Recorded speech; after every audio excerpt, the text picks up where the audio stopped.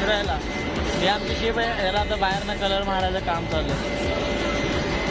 बघा ते असं जायचं उतरायचं सांगतो आम्ही फिरायला. आता कलर तर मार.